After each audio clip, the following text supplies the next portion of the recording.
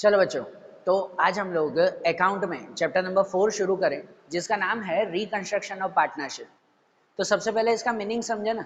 यहाँ पर रिकंस्ट्रक्शन का मतलब वो नहीं कहलाता है कि कोई बिल्डिंग वगैरह हो उसे तोड़कर फिर से बनाना। हम लोग बेसिक रिकंस्ट्रक्शन उसे कहते हैं ना, कि कोई बिल्डिंग या कुछ बना हुआ हो उसे तोड़कर फिर से तैयार करना, रिनोवेशन करवाना, उसे हम लोग रिकंस्ट्रक्शन कहते हैं। लेकिन यहाँ पर वो नहीं है। यहाँ पर रिकंस्ट्रक्शन ऑफ पार्टनरशिप मतलब कि भाई पार्टनरशिप के नए रूल्स रेगुलेशंस तैयार करना, नई पॉलिसीज तैयार करना, उसे रिकंस्ट्रक्शन कहते हैं। आप लोगों को ये ध्यान है कि जब भी पार्टनरशिप बिजनेस शुरू होता है तो स्टार्टिंग में एक एग्रीमेंट बनता है, एक डीड बनता है, बराबर, कि जिसके अंदर पार्टनरशिप के रिलेटेड सभी चीज़ें होती है। तो अगर उन चीज़ों में कुछ चेंज करना हो ना, तो उसे जो है वो रिकंस्ट्रक्शन कहते हैं। अगर एग्रीमेंट में कुछ बदलना हो, कोई चीज़ें चेंज करनी हो, तो वो रिकंस्ट्रक्शन कहलाता है। मतलब रिकंस्ट्रक्शन के वक्त क्या करते हैं पता है, कि भाई बिजनेस में जितनी भी एसेट्स होती है ना, बिजनेस में जितनी भी एसेट्स होती है उनकी नई वैल्यू फाइंड करते हैं। बिजनेस में जितनी भी लायबिलिटीज होती है उनकी भी नई वैल्यू फाइंड करते हैं।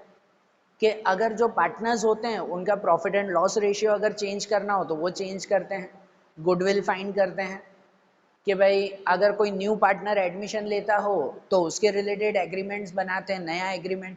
कोई पार्टनर अगर रिटायर होता हो तब उस वक्त एग्रीमेंट में चेंज करते हैं, बिजनेस के नए रूल्स बनाते हैं, नई पॉलिसीज बनाते हैं। इसे रिकंस्ट्रक्शन कहते हैं, इन सब चीज़ों को, बरोबर ना। तो रिकंस्ट्रक्शन मतलब कोई नई बिल्डिंग बनाना या रिनोवेशन करना नहीं हुआ। यहाँ रिकंस्ट्रक्शन का मतलब होता है कि बिजनेस में कुछ चेंजेस करना, वो रिकंस्ट्रक्शन कहलाए। और बेसिकली रिकंस्ट्रक्शन कब किया जाता है, तो 3 रीजन से किया जाता है। आपके टेक्स्ट बुक के हिसाब से आप बात कर रहे हैं कि रिकंस्ट्रक्शन जनरली 3 रीजन से होता है, या कहो 3 सिचुएशन में होता है। पहली सिचुएशन कि जब जो है वो पार्टनर्स अपना profit and loss ratio change करना चाहते हो, कोई 2 या 3 पार्टनर हो, उन्हें अपना profit and loss ratio change करना है, तब रिकंस्ट्रक्शन होता है।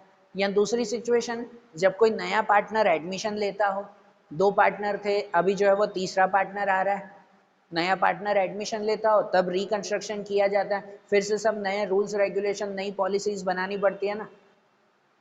या तो फिर अगर कोई पार्टनर की डेथ हो जाती हो या कोई पार्टनर रिटायर होता हो, मतलब कोई पार्टनर निकल जाता हो बिजनेस से, तब भी रिकंस्ट्रक्शन किया जाता है, तब भी नए रूल्स बनाए जाते हैं, नई पॉलिसीज बनाई जाती है, बराबर ना। तो रिकंस्ट्रक्शन बेसिक इन 3 सिचुएशन में किया जाता है।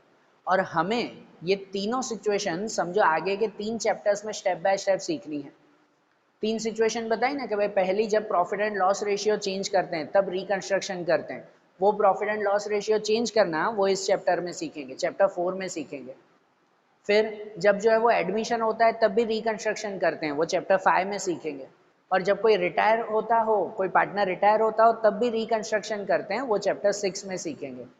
तो अब आपके तीनों चैप्टर समझो कनेक्टेड चैप्टर्स हैं, जिनमें से चैप्टर 4 अगर हम लोग सीखें तो चैप्टर 4 में एग्जाम वाइज भी अगर बात करूं तो इस चैप्टर में से, चैप्टर 4 में से सिर्फ शॉर्ट सम्स आते हैं एग्जाम में, लॉन्ग सम्स नहीं आते, बरोबर ना, सिर्फ शॉर्ट सम्स ही आते हैं। और उनके रिलेटेड ही ये चैप्टर दिया हुआ है कि इनमें बेसिक चीज हमें फाइंड करनी है, profit and loss ratio change करना। भाई रिकंस्ट्रक्शन कब किया जाता है, तो पहली सिचुएशन के change of profit and loss ratio, तब रिकंस्ट्रक्शन किया जाता है, बरोबर। तो रिकंस्ट्रक्शन मतलब क्या है, ये तो ध्यान आ गया ना। भाई सब चीज़ें बिजनेस में नई तरह से तैयार करना, नई पॉलिसीज बनाना, नए rules banana, profit and loss ratio change करना, किसी को एडमिशन देना या किसी को निकाल देना, ये सब रिकंस्ट्रक्शन हुआ। तब उस वक्त जब profit and loss ratio change करता है ना, तो भाई बिजनेस में ऐसी सिचुएशन आती है कि सपोज, प्रैक्टिकली ऐसा होता है ज़्यादातर, कि सपोज 3 पार्टनर ने कोई बिजनेस शुरू किया। अब बिजनेस शुरू किया तब तीनों ने डिसाइड किया था कि चलो हम तीनों जो है वो प्रॉफिट इक्वली बांटेंगे। अगर 30,000 का प्रॉफिट है तो चलो तीनों 10-10 हज़ार करके बांट लेंगे, ऐसा उन्होंने डिसाइड किया। लेकिन कुछ साल बिजनेस चला ना, फिर जो है वो देखा गया कि यार 3 पार्टनर में से एक पार्टनर ज़्यादा काम कर रहा है, दूसरे पार्टनर थोड़े कम काम कर रहे हैं। तो जो ज़्यादा काम कर रहा है वो तो डिमांड करेगा ना, कि अब यार इक्वली प्रॉफिट मत बांटो, मैं ज़्यादा काम कर रहा हूँ, मुझे थोड़ा ज़्यादा प्रॉफिट मिलना चाहिए, बरोबर ना। जो कम काम कर रहा है उसे थोड़ा कम प्रॉफिट मिलना चाहिए, ये डिमांड क्रिएट होती है ना, बरोबर ना। तब उस वक्त ये profit and loss ratio change किया जाता है। और जब भी profit and loss ratio change करते हैं ना, तब उस वक्त तब उस वक्त जो है कोई एक पार्टनर को नुकसान होता है तो कोई एक पार्टनर को फायदा होता है। हमेशा जब भी profit and loss ratio change किया जाता है तब हमेशा किसी पार्टनर को फायदा होगा तो किसी पार्टनर को नुकसान होगा। पहले 30,000 का प्रॉफिट होता था, वो तीनों में इक्वली बांटते थे, चलो 3 पार्टनर हो तीनों में इक्वली। अब अगर कोई पार्टनर कह रहा है कि मुझे ज़्यादा प्रॉफिट मिलना चाहिए तो समझो है वही प्रॉफिट 30,000 का, तो किसी को अगर ज़्यादा मिलेगा 30,000 में से तो किसी एक को कम मिलेगा ना, बरोबर ना। जब भी profit and loss ratio change होता है तो किसी एक को फायदा होता है तो किसी दूसरे को उसकी वजह से नुकसान होता है। इसीलिए इसीलिए जब भी profit and loss ratio change करते हैं ना तब उसके साथ हम लोग फाइंड करते हैं sacrifice and gain. Sacrifice and gain find किया जाता है कि सेक्रीफाइस मतलब कि भाई किसको नुकसान हो रहा है, जब profit and loss ratio change करते हैं तो किसको नुकसान हो रहा है वो सेक्रीफाइस, किसी एक को अब पहले से कम प्रॉफिट मिलेगा। और जब भी profit and loss ratio change करेंगे तब किसी एक को ज़्यादा प्रॉफिट मिलेगा तो उसे हम लोग गेन कहते हैं। और इस चैप्टर का बेसिक यही है, हर सम में यही चीज़ ढूंढनी है, कौन सेक्रीफाइस कर रहा है कौन गेन कर रहा है। समझ आ रहा है, कौन सेक्रीफाइस और कौन गेन कर रहा है यही हमें ढूंढना है, बरोबर ना। जैसे एक एग्जांपल से बताऊं, एक एग्जांपल समझते हैं कि सपोज 3 पार्टनर हैं, ए बी और सी, 3 पार्टनर हैं। समझो उनका ओल्ड रेशियो था 1:1:1, ये इनका ओल्ड रेशियो था, बरोबर ना। 1:1:1 मतलब इक्वली, तीनों इक्वली बांटते थे प्रॉफिट एंड लॉस। फिर उन्होंने चेंज किया और अब न्यू रेशियो उन्होंने तैयार किया कि सपोज न्यू रेशियो तैयार किया 2:1:3, ऐसे ही एग्जांपल बता रहा हूँ कि सपोज उन्होंने न्यू रेशियो ये तैयार किया 2:1:3, बरोबर। तो इनके हिसाब से अब किसको सेक्रीफाइस होगा या किसको गेन होगा वो हमें फाइंड करना, ठीक है ना। किसको सेक्रीफाइस मतलब किसको नुकसान होगा और किसको गेन मतलब किसको फायदा होगा वो हमें ढूंढना है। तो वो अगर फाइंड करना हो ना तो उसके लिए सेक्रीफाइस की मेथड से भी फाइंड कर सकते हैं और गेन की मेथड से भी फाइंड कर सकते हैं। मैं पहले एक मेथड बता रहा हूँ कि सपोज अगर हमें सेक्रीफाइस ढूंढना है तो सेक्रीफाइस ढूंढना हो तो उसके लिए फॉर्मूला आती है old share minus new share. Old minus new, ये सेक्रीफाइस की फॉर्मूला आती है, old share minus new share. मतलब अगर पार्टनर ए है वो ए को सेक्रीफाइस हो रहा है या गेन हो रहा है वो ढूंढना हो ना तो उसके लिए ये फॉर्मूला लिखते हैं ओल्ड माइनस न्यू, बराबर। जैसे सपोज अगर हमें ए का सेक्रीफाइस ढूंढना है, एज सेक्रीफाइस, तो उसके सेक्रीफाइस के लिए फॉर्मूला ओल्ड माइनस न्यू। तो ए का ओल्ड रेशियो कितना है या ओल्ड शेयर कितना है तो 1 है। सिर्फ 1 नहीं लिखते, 1 और फिर अपॉन में टोटल लिखते हैं ना, शेयर मतलब तो पूरा लिखा जाता है ना।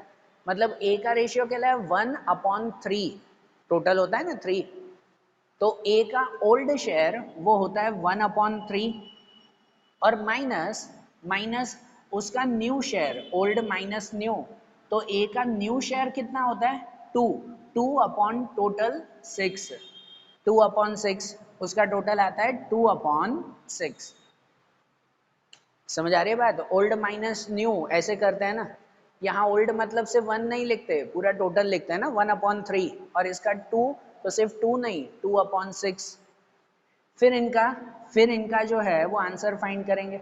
अब इनका आंसर वैसे तो देखो एलसीएम करके भी कर सकते हैं, हम लोग अभी तक आगे तक जितने भी स्टैंडर्ड थे सब में एलसीएम करते थे, लेकिन अब इसमें एलसीएम में मत जाओ, मैं एक डायरेक्ट मेथड बता रहा हूँ क्योंकि चैप्टर 4, 5, 6 तीनों अब कंटिन्यू हमारे चैप्टर है और सब में ये मेथड आएगी ही आएगी, सब में ये स्टेप आएंगे ही आएंगे आपके।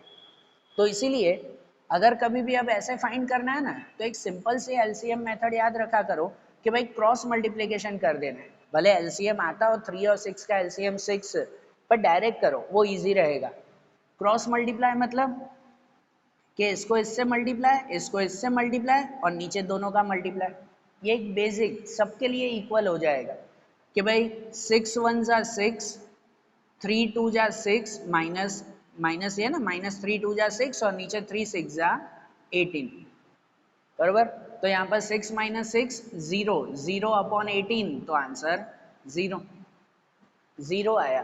अब इनके कैलकुलेशन में अगर आंसर 0 मिले ना, इसका मतलब ये है कि ए को सेक्रीफाइस या गेन कुछ भी नहीं हो रहा है, नो सेक्रीफाइस नो गेन, बरोबर, क्योंकि पहले उसे जितना प्रॉफिट मिलता था अभी भी उतना ही प्रॉफिट मिलेगा, उसे कोई फायदा नुकसान नहीं होने वाला है। तो इसलिए ए के लिए यहाँ पर लिख देते हैं, ब्रैकेट में लिख देते हैं इसके साथ भले, कि नो सेक्रीफाइस नो गेन, कि भाई इसे कुछ भी नहीं हुआ, नो सेक्रीफाइस नो गेन, इसे कोई फायदा नुकसान नहीं होगा अगर रेशियो चेंज करेंगे तो। वैसे ही बी के लिए ढूंढे कि बी सेक्रीफाइस, तो बी के सेक्रीफाइस के लिए भी वही फॉर्मूला, ओल्ड माइनस न्यू, तो बी का ओल्ड रेशियो कितना है 1, 1/3, और उसका न्यू रेशियो कितना है 1, 1/6, बराबर, मतलब उसमें आएगा ये 1/3 minus 1/6, old minus new 1/3 and 1/6। तो इसमें भी वैसे ही क्रॉस मल्टीप्लाई कर दें, ये 6 1 जा 6 माइनस ये 3 1 जा 3 अपॉन 6 3 जा 18, तो 6 माइनस 3 होगा 3/18, 3/18 अगर कट करें तो 1/6, 3 से कट होगा 1/6, ये आंसर प्लस में आया ना। इसका मतलब कि ये बी जो है वो इतना सेक्रीफाइस कर रहा है, बी को पहले जितना प्रॉफिट मिलता था उसके कंपैरिजन में अब 1/6 प्रॉफिट कम मिलेगा, बराबर ना। ये न्यू रेशियो जब फाइंड किया तो पहले जितना प्रॉफिट मिलता था अब इतना प्रॉफिट उसे कम मिलेगा, ये उतना सेक्रीफाइस हो रहा है, तो इसीलिए बी सेक्रीफाइस कर रहा है, तो यहाँ ब्रैकेट में लिख देते हैं सेक्रीफाइस, कि भाई बी को नुकसान होगा रेशियो चेंज करने से, बराबर। और ऐसे ही सी में फाइंड करते हैं, सी सेक्रीफाइस, तो उसमें भी फार्मूला वही old minus new, old minus new, तो उसका ओल्ड रेशियो कितना है 1, 1/3, और न्यू रेशियो कितना है 3, 3/6, तो उसका ओल्ड रेशियो आएगा 1/3, न्यू रेशियो आएगा 3/6। इनका कैलकुलेशन अगर करें तो कैलकुलेशन में देखो यहाँ क्रॉस मल्टीप्लाई, 6 1 जा 6 माइनस ये क्रॉस मल्टीप्लाई 3 3 जा 9 और अपॉन में 6 3 जा 18, तो 6 माइनस 9 वो हो जाएगा -3/18, और कट करें तो -1/6, बरोबर। देखो सेक्रीफाइस की फॉर्मूला करते वक्त अगर आंसर माइनस में आ जाए ना, मतलब उसे सेक्रीफाइस नहीं हो रहा, उसे गेन हो रहा है, उसे फायदा हो रहा है, कि फॉर्मूला हमने सेक्रीफाइस की लगाई लेकिन आंसर माइनस में आ गया तो उल्टा हुआ ना वो, तो उसे सेक्रीफाइस नहीं, उसे क्या हो रहा है गेन हो रहा है, बराबर। अगर सेक्रीफाइस की फॉर्मूला रखते वक्त आंसर प्लस में ही मिल रहा है, जैसे इसका बी का मिला, तो वो सेक्रीफाइस ही है, लेकिन फॉर्मूला रखते वक्त अगर आंसर माइनस में मिल रहा है तो वो सेक्रीफाइस नहीं, वो गेन हुआ। और अगर आंसर 0 मिले किसी में भी तो मतलब तो नो सेक्रीफाइस नो गेन, कुछ भी नहीं, बराबर ना। हमेशा कोई भी क्वेश्चन में कभी दोनों को सेक्रीफाइस या दोनों को गेन ऐसा नहीं हो सकता, सबको एक साथ सेक्रीफाइस हो सबको एक साथ गेन हो ऐसा नहीं। जब भी profit and loss ratio change करते हैं तो एक को फायदा तो एक को नुकसान होता ही होता है, सबको फायदा हो या सबको नुकसान हो ऐसा पॉसिबल नहीं होता, बरोबर। तो इसीलिए देखो सेक्रीफाइस की फॉर्मूला रखते वक्त अगर प्लस में आंसर मिले तो वो सेक्रीफाइस, लेकिन अगर माइनस में आंसर मिले तो वो गेन है, ठीक है। तो देखो सेक्रीफाइस की फॉर्मूला रखी ना तो पता चला कि रेशियो चेंज करते वक्त किसको सेक्रीफाइस गेन कुछ भी नहीं मिल रहा है, किसको सेक्रीफाइस हो रहा है तो किसको गेन हो रहा है, ये पता चल गया ना। यही चीज हम लोग गेन की फॉर्मूला से भी ढूंढ सकते हैं, ये सेक्रीफाइस की फॉर्मूला से ढूंढा, यही चीज गेन की फॉर्मूला से भी फाइंड कर सकते हैं। मेन मकसद हमारे सम का ये होता है कि कौन सेक्रीफाइस कर रहा है कौन गेन कर रहा है ये फाइंड करना। सेक्रीफाइस की फॉर्मूला से भी मिल सकता है, यही चीज गेन से भी मिल सकता है। एक शॉर्ट में आपको बताऊं कि अगर यही चीज गेन से फाइंड करना हो ना तो गेन की फॉर्मूला आ जाती है new share minus old share. Gain की फॉर्मूला न्यू माइनस ओल्ड है, सेक्रीफाइस की फॉर्मूला ओल्ड माइनस न्यू। तो अगर सपोज गेन के लिए फाइंड करें ना कि एज गेन, ए के लिए अगर फाइंड करें तो फॉर्मूला आती है न्यू माइनस ओल्ड, तो अब न्यू माइनस ओल्ड करेंगे, ए का न्यू रेशियो कितना है 2/6, 2/6 माइनस जो है वो ओल्ड कितना है 1/3। कैलकुलेशन वैसे ही कि यहाँ 3 2 जा 6, 6 1 जा 6 अपॉन 6 3 जा 18, 6 माइनस 6 0/18, तो आंसर 0। किसी में भी आंसर 0 मिले तो मतलब उसमें लिखते हैं कि भाई नो सेक्रीफाइस नो गेन, बरोबर। मतलब ए को कोई सेक्रीफाइस गेन नहीं हो रहा, इससे भी तो वही मिला था ना। अब ऐसे ही बी में अगर फाइंड करें ना कि बीज गेन, भाई न्यू माइनस ओल्ड, तो बी में न्यू है ये 1/6 माइनस ओल्ड है 1/3। इसकी कैलकुलेशन बताएं तो 3 1 जा 3, ये 6 1 जा 6 अपॉन 18, 3 माइनस 6 तो -3/18, कट करें तो -1/6। और देखो गेन फाइंड करते वक्त अगर माइनस में आ जाए तो वो गेन नहीं हुआ, गेन की फॉर्मूला लगाते वक्त माइनस में आए तो वो गेन नहीं, उल्टा हुआ, सेक्रीफाइस हुआ। तो मतलब ये क्या हुआ इसका, सेक्रीफाइस, बरोबर। ये गेन नहीं, सेक्रीफाइस। जैसे सेक्रीफाइस की फॉर्मूला लगाते वक्त माइनस में आए तो वो गेन, और अगर गेन की फॉर्मूला लगाते वक्त माइनस में आए तो वो सेक्रीफाइस। बी सेक्रीफाइस कर रहा है, देखो यहाँ पे भी वही मिला था कि बी सेक्रीफाइस कर रहा है। और ऐसे ही सी में अगर ढूंढें कि सीज गेन, तो न्यू माइनस ओल्ड, उसका न्यू है 3/6 और ओल्ड है 1/3। तो यहाँ 3 3 जा 9, 6 1 जा 6 अपॉन 18, तो 9 माइनस 6 3/18, आंसर 1/6। गेन की फॉर्मूला में अगर प्लस में मिले तो वो गेन ही है, बरोबर। तो देखो इसमें भी वही मिला ना कि सी गेन कर रहा है उतना। तो देखो इस चैप्टर में मेन मकसद हमारा यही है कि भाई कौन सेक्रीफाइस कर रहा है कौन गेन कर रहा है वो फाइंड करना। इस चैप्टर में पहला और बेसिक चीज यही है। आपको एग्जाम में सम भी इसी चीज का पूछा जाता है कि कौन सेक्रीफाइस कर रहा है कौन गेन कर रहा है वो पता करो, ये ब्रैकेट में लिख के बताओ, और जो नो सेक्रीफाइस नो गेन तो वो बताओ, ठीक है। और ये चीज ढूंढ सकते हैं भले सेक्रीफाइस की फॉर्मूला से भी या गेन की फॉर्मूला से भी, आखिरी आंसर ये ब्रैकेट है वो तो सेम ही मिलेगा ना। अब ये फॉर्मूला रखो या ये फॉर्मूला रखो, वो आपके एग्जाम में क्वेश्चन के ऊपर डिपेंड होता है कि आपको क्या पूछा हुआ है। दोनों रेशियो आपको दिए हुए होते हैं ओल्ड और न्यू। अगर पूछे सेक्रीफाइस की फॉर्मूला रखो तो ये फॉर्मूला से सम करेंगे, अगर पूछे गेन की फॉर्मूला रखो तो ये फॉर्मूला से सम करेंगे, बरोबर ना। फाइनल आंसर तो सबका सेम ही मिलेगा। समझ आ रही है बात। इस चैप्टर में बेसिक चीज यही है कि या तो सेक्रीफाइस की फॉर्मूला से पता करो कौन सेक्रीफाइस कौन गेन कर रहा है, या तो गेन की फॉर्मूला से पता करो, जो फॉर्मूला पूछे उसके हिसाब से सम करना है, ठीक है। ये आपको 3 मार्क में पूछा जाता है, बस इतना सा क्वेश्चन, या तो ये पूछते हैं, बरोबर ना। अब देखो आपकी फाइनल एक्सरसाइज का क्वेश्चन देखें, वैसे ही ये तो मैंने ऐसे ही एग्जांपल बताया। अब आपकी फाइनल एक्सरसाइज का क्वेश्चन देखें जिसमें पता चले कि क्या ढूंढना है, सेक्रीफाइस या गेन। अब देखो कि जैसे आपकी फाइनल एक्सरसाइज का क्वेश्चन नंबर 4 दिया हुआ है, फाइनल एक्सरसाइज में क्वेश्चन नंबर 4, उसमें दिया हुआ है आपकी टेक्स्ट बुक में कि अमर और अकबर दो पार्टनर्स हैं और उनका प्रॉफिट एंड लॉस रेशियो वो पहले इक्वल प्रोपोर्शन में शेयर करते थे। इक्वल प्रोपोर्शन मतलब उनका ओल्ड रेशियो कह सकते हैं 1:1।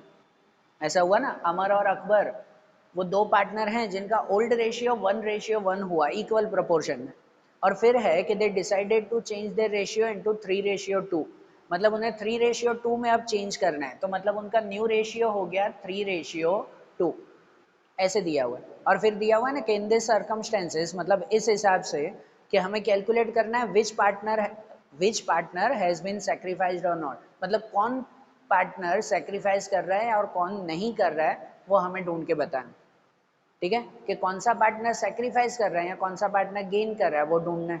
अब इसमें क्या पूछा हुआ है, कौन सा पार्टनर सेक्रीफाइस कर रहा है, तो इसमें अगर सेक्रीफाइस कर रहा है ना तो फार्मूला हम लोग सेक्रीफाइस वाली लगाएंगे कि सेक्रीफाइस की फार्मूला आती है ओल्ड माइनस न्यू।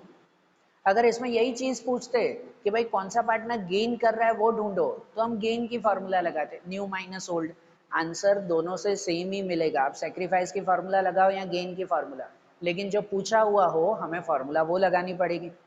इसमें पूछा हुआ है कौन सा पार्टनर सेक्रीफाइस कर रहा है वो ढूंढो, तो हमें सेक्रीफाइस की फार्मूला लगानी है कि भाई ओल्ड माइनस न्यू, बरोबर ना।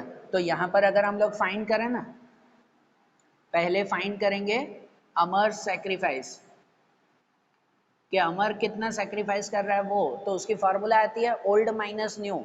तो उसका ओल्ड रेशियो कितना है, ओल्ड रेशियो 1:2, अपॉन में टोटल लिखते हैं ना दोनों का, ओल्ड में दोनों का टोटल, तो ओल्ड हो जाएगा 1/2, 1/2 और माइनस न्यू, तो माइनस न्यू, न्यू है अमर का 3/5, 3 और 2 5 हो जाएगा 3/5, बराबर। अब इनमें कैलकुलेशन करना हो तो एक ही सिंपल मेथड याद रखो, कोई भी क्वेश्चन हो एलसीएम के अगर झंझट में ना पढ़ोगे तो सिंपल याद रखो कि सीधा क्रॉस मल्टीप्लाई कर दो यहाँ पर, कि भाई यहाँ पर 5 1 जा 5, 3 2 जा 6 अपॉन 2 5 जा 10, 5 1 जा 5, 2 3 जा 6, नीचे 2 5 जा 10, तो 5 माइनस 6 आंसर -1/10। और देखो सेक्रीफाइस ढूंढते वक्त अगर आंसर माइनस में आए तो वो सेक्रीफाइस नहीं हुआ, वो क्या हुआ फिर, गेन हुआ। इसका मतलब अमर जो है वो गेन कर रहा है। जब भी रेशियो चेंज करते हैं तो एक गेन और एक सेक्रीफाइस ही करेगा ना, बराबर ना। वो कोई भी फार्मूला रखो आंसर यही मिलेगा। तो अगर सेक्रीफाइस की फार्मूला रखी और आंसर माइनस में आया मतलब वो सेक्रीफाइस नहीं, वो गेन कर रहा है, बराबर। और वैसे ही अब अकबर के लिए, कि अकबर सेक्रीफाइस, उसका सेक्रीफाइस ढूंढें तो भी फार्मूला वही ओल्ड माइनस न्यू, तो उसका ओल्ड कितना है 1, 1/2, 1/2 और उसका न्यू रेशियो कितना है 2, 2/5, 2/5। इसमें भी वही चीज फाइंड करेंगे, क्रॉस मल्टीप्लाई करें, ये 5 1 जा 5, ये 2 2 जा 4 और अपॉन में 2 5 जा 10, तो 5 माइनस 4 1, 1/10। और सेक्रीफाइस करते वक्त अगर प्लस में आंसर मिले मतलब वो सेक्रीफाइस ही कर रहा है, मतलब वो सेक्रीफाइस कर रहा है। हमारा मेन मकसद यही होता है कि कौन गेन कर रहा है कौन सेक्रीफाइस कर रहा है वो पता करो, नंबर तो ये खाली कैलकुलेशन के लिए है, बराबर। तो देखो इसमें जब हमें पता चला कि अमर अकबर अगर रेशियो चेंज कर रहे हैं ना तो उसमें अमर को फायदा होगा, उसे गेन होगा, और अकबर को सेक्रीफाइस होगा, बराबर। सिंपल सी मेथड है ना। सेक्रीफाइस पूछे तो इससे यही चीज आप गेन की फार्मूला से करते हैं ना तो भी आपको यही मिलता कि अमर गेन कर रहा है और अकबर सेक्रीफाइस कर रहा है, ठीक है। लेकिन जो पूछा हुआ हो वो फार्मूला हम लोग यूज करेंगे, समझ आया ना, सिंपल क्वेश्चन है ना। अब जैसे फोर्थ वाला क्वेश्चन किया वैसे ही फिफ्थ वाला क्वेश्चन भी देखो सेम वैसे ही करना है हमें। देखो कि अब जैसे फिफ्थ वाला क्वेश्चन दिया हुआ है, कि फिफ्थ वाला क्वेश्चन दिया हुआ है ना उसमें दिया हुआ है 3 पार्टनर है, कोमल, कृपा और करिश्मा, 3 पार्टनर हैं। उन तीनों पार्टनर का पहले प्रॉफिट एंड लॉस रेशियो था 3:2:1।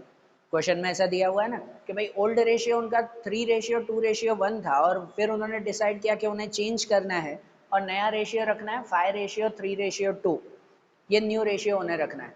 और इसके हिसाब से कौन कितना सेक्रीफाइस कर रहा है वो बताना है। इसमें भी देखो क्वेश्चन में लिखा हुआ है कि सेक्रीफाइस हमें फाइंड करना है। सेक्रीफाइस फाइंड करना है मतलब सेक्रीफाइस वाली फार्मूला से ढूंढेंगे हम लोग, बराबर ना। सेक्रीफाइस वाली फार्मूला से ढूंढेंगे ना किसको सेक्रीफाइस हो रहा है किसको गेन हो रहा है, तो उसके हिसाब से अगर ढूंढें सेक्रीफाइस की फार्मूला ओल्ड माइनस न्यू, तो सबसे पहले फाइंड करेंगे हम लोग कि कोमल्स सेक्रीफाइस,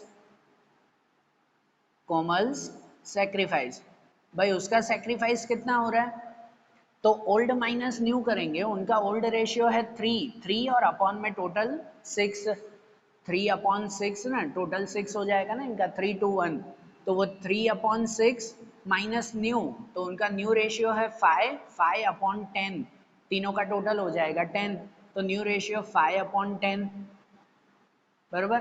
भले ये कट होता है, भले कट होता हो, लेकिन डायरेक्टली कर दिया करो। ये मेथड डायरेक्ट मेथड याद रखोगे ना तो आगे के तीनों चैप्टर में इजी रहेगा आपके लिए।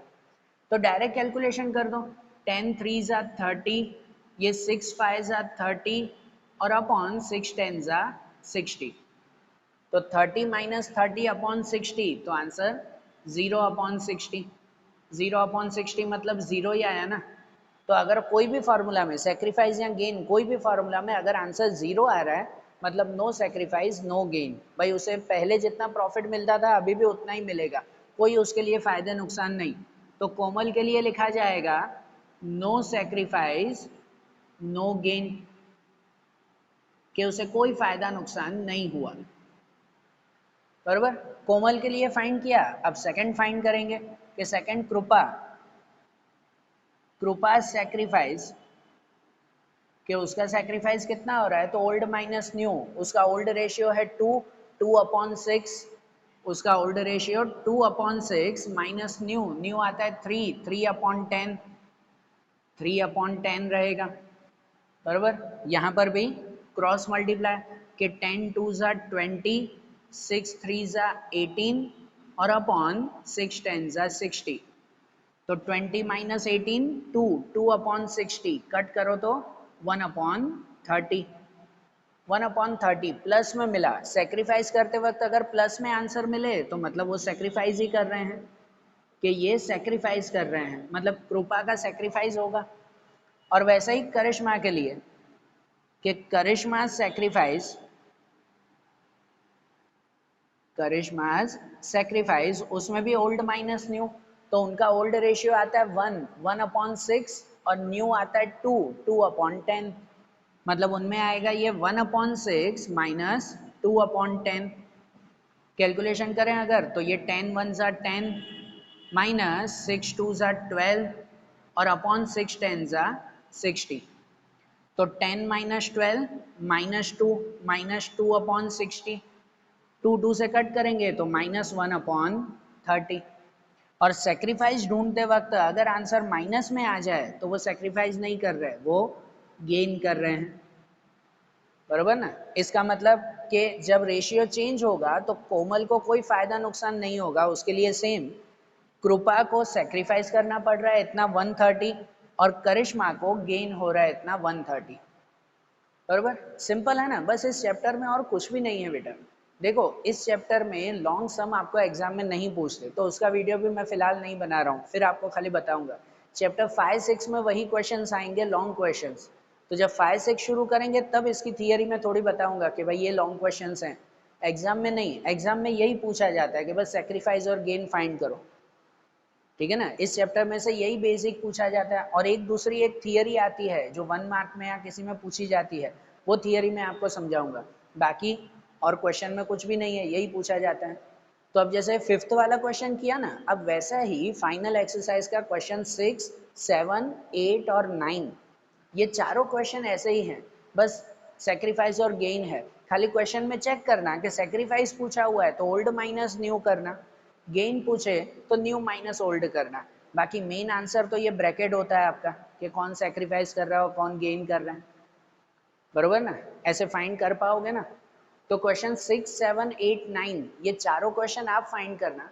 फिर उसके बाद जो एक दूसरा थियरी का पॉइंट है जो शॉर्ट सम में पूछा जाता है, लॉन्ग सम अभी नहीं, शॉर्ट सम में जो पूछा जाता है वो थियरी का पॉइंट मैं आपको नेक्स्ट वीडियोस में समझाऊंगा, ठीक है। आज ये कंप्लीट करो, 6 7 8 9 क्वेश्चन इसके साथ ऐसे ही कंप्लीट करना। तो फिर जो सेकंड थियरी का पॉइंट आता है वो अब हम लोग नेक्स्ट वीडियोस में देखेंगे। Okay, thank you.